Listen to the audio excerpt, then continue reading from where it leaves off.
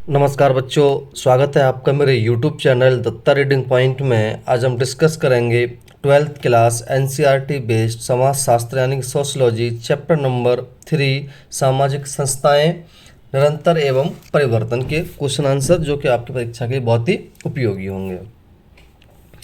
चलिए शुरू करते हैं। पहला क्वेश्चन है, सामाजिक संस्थाएं क्या होती हैं?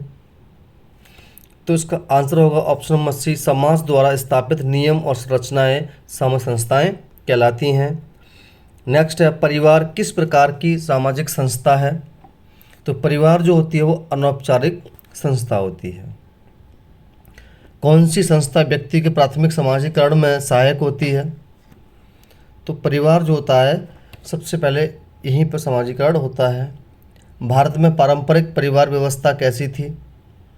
तो पहले संयुक्त परिवार हुआ करते थे, आज के समय में न्यूक्लियर परिवार हो गए हैं। आधुनिकता के प्रभाव से परिवार में क्या परिवर्तन हुआ है? परिवार अब एकल यानी कि न्यूक्लियर हो गया है। भारतीय समाज में सामाजिक परिवर्तन का मुख्य कारक क्या है? तो मुख्य कारक है शिक्षा। बहुपतित्व का अर्थ होता है एक ही समय में एक से अधिक पत्नी होना। मात्रात्मक समाज में संपत्ति का उत्तराधिकार किससे मिलता है, किसका होता है? तो ये होता है माता की पुत्री को। ग्राम पंचायत किस प्रकार की संस्था है? ग्राम पंचायत एक राजनीतिक संस्था होती है। किस सामाजिक संस्था का संबंध धार्मिक आस्थाओं से है? तो जो धर्म जो है इसका संबंध धार्मिक आस्थाओं से होता है। पितृत्मक व्यवस्था में निर्णय लेने का अधिकार किसके पास होता है? तो पितृत्मक सत्ता में पिताजी के पास होता है, क्योंकि पिताजी परिवार का मुखिया होता है। निम्न में से कौन सी संस्था विवाह को नियंत्रित करती है? तो ये धर्म। पारंपरिक समाज में शिक्षा का माध्यम क्या था? तो पहले गुरुकुल हुआ करते थे जहाँ पर मौखिक शिक्षा दी जाती थी। आधुनिक शिक्षा पद्धति में प्रमुख बदलाव क्या है? आजकल डिजिटल तकनीकी हो गई है। शहरीकरण का प्रभाव परिवार व्यवस्था पर क्या पड़ा है? एकल परिवार बड़े हैं। भारतीय समाज में स्त्री शिक्षा को बढ़ावा किसने दिया? तो ये राजा राम मोहन राय। धर्मनिरपेक्षता का अर्थ है सभी धर्मों का समान सम्मान करना। बहुपति विवाह किस समाज में पाई जाती है? तो ये भारत के पहाड़ी क्षेत्रों में, अगर हम ये कहें कि जनजातियों में, जैसे जौनसारी वगैरह जनजातियां उत्तराखंड वगैरह में, वहाँ। सामाजिक परिवर्तन का एक आधुनिक माध्यम है इंटरनेट। हम इंटरनेट में बहुत इन्वॉल्व हो गए हैं। किस संस्था का उद्देश्य सामाजिक नियंत्रण बनाए रखना है? तो ये है न्यायपालिका, ऑप्शन नंबर सी। तो ये आपके कुछ ऑब्जेक्टिव क्वेश्चन थे। अब हम बात करेंगे जो आपके 2 नंबर, 4 नंबर और 6 नंबर वाले क्वेश्चन हैं। चलिए, पहला क्वेश्चन है, 2 नंबर वाला क्वेश्चन है ये, जाति क्या है? जाति एक सामाजिक समूह है जो जन्म के आधार पर निर्धारित होता है। इसमें व्यक्ति सामाजिक स्थिति, व्यवसाय और विवाह संबंध तय कर जाते हैं, जाति कहलाती है। प्रबल जातियाँ कौन सी होती? कल ही बताया था कि प्रबल जातियाँ वो जातियाँ होती हैं जिनके पास समाज में राजनीतिक, आर्थिक, सामाजिक शक्ति होती है जो निर्णय लेने की प्रक्रिया को प्रभावित करती हैं, प्रबल जातियाँ कहलाती हैं। वर्ण और जाति में क्या अंतर है? वर्ण एक वैदिक अवधारणा है जो कर्म पर आधारित है, जबकि जाति जन्म पर आधारित समाज व्यवस्था है। वर्ण प्रणाली लचीली थी, जाति व्यवस्था कठोर और बंद होती है। 4 प्रबल जातियों के नाम लिखिए। तो ये जाट, यादव, है ना, गुज्जर, राजपूत, ये 4 प्रबल जातियां हैं। जनजाति की परिभाषा बताइए। जनजाति एक ऐसा समूह है जो एक विशेष क्षेत्र में निवास करता है, जिसकी अपनी भाषा, संस्कृति, रीति रिवाज, जीवन शैली होती है जो मुख्य समाज से अपेक्षाकृत अलग होता है, जनजातियां कहलाती है। इसको मुख्य धारा में नहीं होते हैं ये। पृथक्करण बनाम एकीकरण विषय पर वाद विवाद का वर्णन कीजिए। पृथक्करण में होता है अलग होना। पृथक्करण में जनजातियों की विशिष्ट पहचान को बनाए रखने पर बल दिया जाता है, जबकि एकीकरण में उन्हें मुख्य धारा समाज में सम्मिलित करने पर जोर दिया जाता है। दोनों अपने पक्ष विपक्ष हैं। एकीकरण संभव से विकास संभव है और पहचान संकट भी होता है। नेक्स्ट क्वेश्चन है, उन दो कारणों को बताइए जो जनजातियों के विकास में सहायक होते हैं। एक तो शिक्षा का प्रसार, जिससे जनजातियों में जागरूकता बढ़ रही है। बहुत सी जनजातियाँ, जैसे मीना बताया था, मीना का विकास हो गया है। ऐसे जनजातियाँ बहुत सारी हैं। सरकारी योजनाएं, आरक्षण, आर्थिक सहायता आदि से उनका सामाजिक आर्थिक विकास हुआ है। नेक्स्ट क्वेश्चन आता है, संयुक्त और एकल परिवार में क्या अंतर। आप जानते हैं कि एकल परिवार में पति पत्नी और उनके बच्चे होते हैं। संयुक्त परिवार में उनके माता पिता, भाई बहन, अन्य रिश्तेदार, चाचा चाची, बुआ फूफा, ये सब संयुक्त में होते हैं। क्वेश्चन नंबर 9 है, नातेदारी की परिभाषा लिखें। नातेदारी वह सामाजिक संबंध है जो रक्त, विवाह या गोद लेने के माध्यम से निर्मित होता है, जो परिवार संरचना की परिभाषित करता है, नातेदारी कहलाता है, जैसे बुआ फूफा वगैरह। अब हम बात करते हैं 4 नंबर वाले क्वेश्चन की। जाति व्यवस्था की जाति क्या विशेषताएं हैं। तो आवश्यकता अनुसार जाति आधारित व्यवस्था व्यक्ति का जन्म जाति के आधार पर होता है और जाति निर्धारित करती है। दूसरा होता है कि विवाह का प्रतिबंध, आप किसी और जाति में विवाह नहीं कर सकते, सेम जाति में अनिवार्य होता है। व्यवसाय का निर्णय, पारंपरिक रूप से जाति के अनुसार व्यवसाय तय होता है। जैसे नाई है तो वो नाई ही का काम करेगा, ये पहले वाली बात है, आज की हम बात नहीं कर रहे हैं। सामाजिक अनुक्रम, जातियाँ, उच्च जातियाँ निम्न स्तर पर वर्गीकृत होती थी, ऊपर से नीचे तक चलती थी। बड़ी जाति के लोग, छोटी जाति के लोग, इस तरह से इसमें एक हायरार्की सिस्टम बना हुआ था। सामाजिक दूरी, ऊंची और नीची जातियों के बीच सामाजिक संबंध सीमित होते थे, वहाँ खान पान नहीं होता था, विवाह नहीं होता था, उस तरह नहीं होती, यानी कि बहुत ज़्यादा गैप हुआ करता था ऊंची जाति और नीची जातियों में। नेक्स्ट है, जनजातीय पहचान को प्रभावित करने वाले कारक लिखिए। तो पहला आता है स्थानीय सांस्कृतिक कारक संपर्क। जनजातियाँ जब मुख्य धारा समाज से जुड़ती हैं तो उनकी पहचान में बदलाव आता है। शिक्षा और मीडिया, आधुनिक शिक्षा और संचार के माध्यम से उनकी सोच और जीवन शैली बदली है, वो मुख्य धारा में जुड़ रहे हैं। आर्थिक विकास, सरकार की योजनाओं और नौकरी के अवसरों का सामाजिक स्थिति बदलती है, वो उसका लाभ उठा पा रहे हैं। राजनीतिक भागीदारी, आरक्षण व राजनीति में सहभागिता से आत्मचेतना बढ़ती है। अगला आता है संस्कृतिकरण से आप क्या समझते हैं।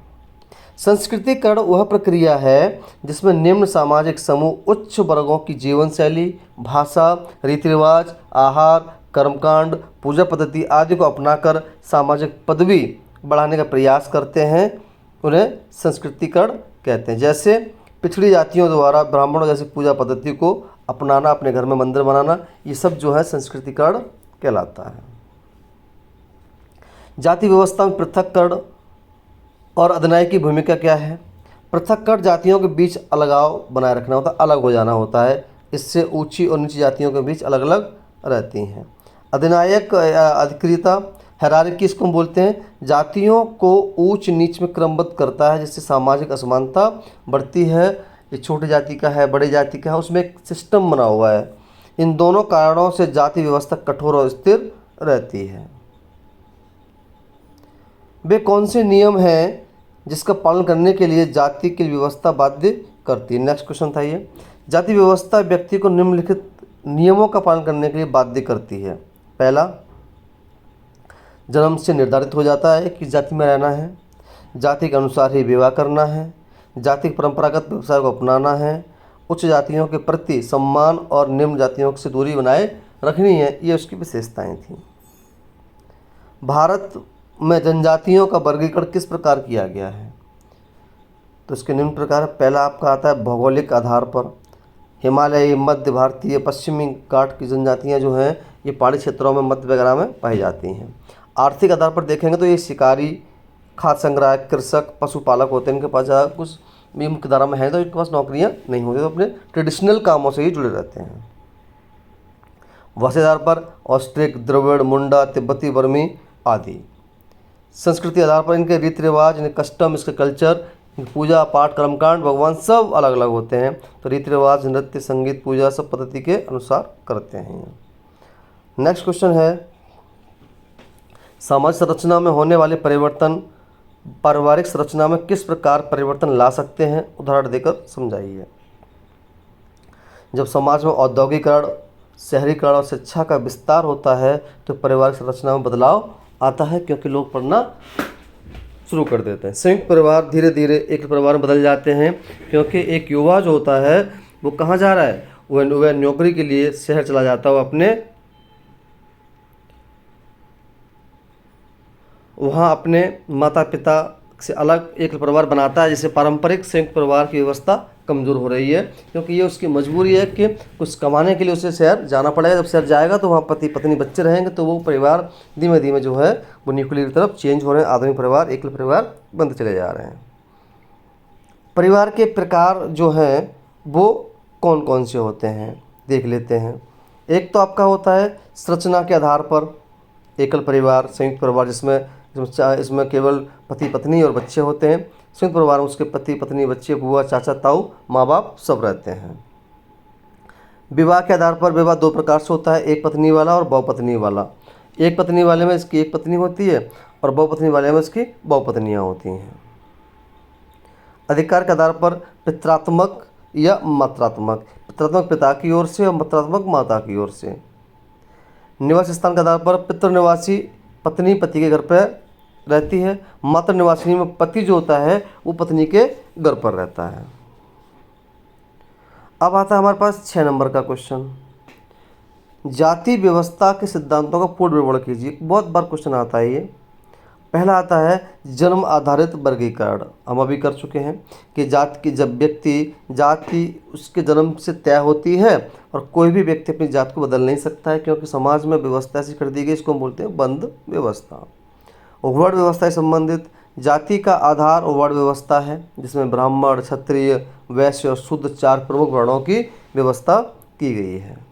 पेशे का निर्धारण, अब क्या करोगे ये भी तय किया गया है। जाति के अनुसार पैसे तय होते हैं। ब्राह्मण शिक्षण कार्य करता है, शूद्र सेवा कार्य करते हैं, नई बाल बनाता है, बड़ी कुर्सी बनाता है, लोहार लोहे के सामान, तो इस तरह से कार्य को डिवाइड कर दिया गया। विवाह प्रतिबंध एंडोगैमी, यानी कि व्यक्ति को अपनी ही जाति के भीतर विवाह करना होता है, वो दूसरी जाति में विवाह नहीं कर सकता है। सामाजिक श्रेणी क्रम यानी कि हायरार्की सिस्टम, इससे क्या होता है कि जातियाँ उच्च से निम्न की ओर चलती हैं। जैसे ब्राह्मण सबसे ऊपर माने जाते हैं, उसके बाद जो क्षत्रिय माने जाते हैं, फिर वैश्य, फिर शूद्र, इस तरह से माने जाते हैं। सामाजिक दूरी, जातियों के बीच सामाजिक संपर्क सीमित रहता है। ऊंची जातियाँ नीची जातियों से दूरी बना करके रखती हैं, क्योंकि समाज के अंदर इस तरह की व्यवस्था स्थापित की गई कि ऊंची जातियाँ अधिक पवित्र मानी जाती हैं और नीची जातियाँ अपवित्र मानी जाती हैं। सामाजिक नियंत्रण के नियम, जाति व्यवस्था व्यक्ति के जीवन के प्रत्येक पहलू को नियंत्रित करती है, जैसे भोजन, विवाह, वस्त्र, निवास स्थान, पहनने का तरीका, खाना खाना जो है। विवाह सेम जाति में कर सकते हैं, वस्त्र वो अच्छे पहनते थे, छोटे तक वस्त्र नहीं पहनते थे। नेक्स्ट है उपनिवेशवाद ने भारत में जाति व्यवस्था को किस स्तर पर मजबूत किया है। उपनिवेशवाद ने भारत की जाति व्यवस्था को और अधिक कठोर और स्थिर बना दिया। इसके मुख्य बिंदु निम्नलिखित हैं। जनगणना में जातियों के वर्गीकरण, ब्रिटिश शासकों ने पहली बार जातियों की जनगणना कराई और उन्हें दर्ज किया, जिस जातियों का ठोस पहचान में बदल गई। जातियों की सूची और दर्जा निर्धारण, ब्रिटिश सरकार ने जातियों की सरकारी सूची बनाई और उनके सामाजिक दर्जे को आधिकारिक रूप दिया, जिससे जातिगत भेदभाव को मान्यता मिल गई। जातिगत आरक्षण कोटा प्रणाली शुरुआत, ब्रिटिश ने डिप्रेस्ड क्लासेस की पहचान कर आरक्षण लागू किया, जिससे जातियों की पहचान और भी सशक्त हो गई। सामाजिक सुधारों पर रोक, ब्रिटिश शासन ने सामाजिक सुधारकों के आंदोलनों पर समर्थन नहीं दिया, जिससे जाति व्यवस्था बदलाव की प्रक्रिया धीमी रही। राष्ट्रीय विकास बनाम जनजातीय विकास की विवेचना कीजिए। भारत में राष्ट्रीय विकास और राजनीतिक विकास के बीच एक अक्सर टकराव की स्थिति रहती है। राष्ट्रीय विकास के उद्देश्य कौन कौन से होते हैं जान लेते हैं। पहला औद्योगिकरण, बांध, खदान, सड़क, रेलवे इंफ्रास्ट्रक्चर का विकास, शहरों में मेट्रो का विस्तार, ये राष्ट्रीय विकास के उद्देश्य हैं। इससे जनजातियों पर क्या प्रभाव पड़ा है। स्थानच्युत होना यानी कि बांध या खदानों के निर्माण से लाखों जनजातियों को अपने घर पारंपरिक निवास को बेदखल होना पड़ा। संस्कृति का ह्रास, मुख्य धारा में शामिल होने के दबाव में उनकी परंपरागत भाषा, धर्म, जीवन शैली सब पर असर पड़ा, सब अस्त व्यस्त हो गई। आजीविका का संकट, जंगल, जमीन, जल के संसाधनों से वंचित होकर उनकी आजीविका पर संकट आ गया। शोषण और उपेक्षा, पुनर्वास योजनाओं की कमी और भ्रष्टाचार के कारण उन्हें न्याय नहीं मिल सका। इसके समाधान क्या हो सकते थे? पहला, समावेशी विकास, जिसमें जनजातियों की सहमति, भागीदारी और अधिक सुरक्षित हों। संविधान में संरक्षण, 5वीं 6वीं अनुसूची के माध्यम से उनके अधिकारों की रक्षा की गई। स्थानीय संस्कृति का सम्मान, विकास योजनाओं में उनकी संस्कृति और पर्यावरण का ध्यान रखा गया। तो छात्रों, ये थे मोस्ट इम्पोर्टेंट क्वेश्चन, आपको एक कॉपी में लिखने हैं। अगर आपको वीडियो अच्छी लगी तो इसे लाइक करें और दोस्तों में शेयर करें ताकि उनको भी वीडियोस मिल सकें। धन्यवाद।